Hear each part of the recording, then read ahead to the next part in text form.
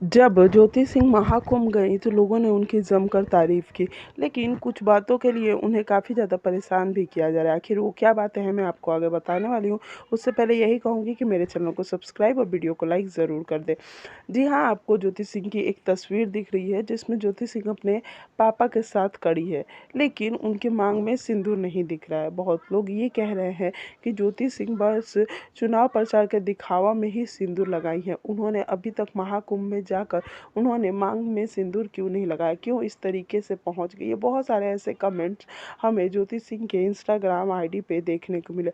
आखिर ज्योति सिंह ने ऐसा क्यों किया, क्यों नहीं उन्होंने मांग में सिंदूर लगाया और ऐसे ही चली गई महाकुंभ में। क्योंकि महाकुंभ का एक बहुत बड़ा महत्व है कि जो भी लोग ज्योति सिंह महाकुंभ में जाते हैं वो अपने सुहाग के साथ ही जाते हैं। लेकिन चलो, ज्योति सिंह और पवन सिंह के बीच में कुछ ठीक नहीं है तो ज्योति सिंह ऐसे ही चली गई, लेकिन इनके सिंदूर को काफ़ी ज़्यादा नोटिस किया गया है। क्या आपने भी नोटिस किया कि ज्योति सिंह बिना सिंदूर और बिंदिया के ही महाकुंभ में स्नान करने गई हैं? तो चुनाव में बस वो दिखावा कर रही है। आपको क्या लगता है, कमेंट ज़रूर करें। वीडियो को लाइक, चैनल को सब्सक्राइब कर दें।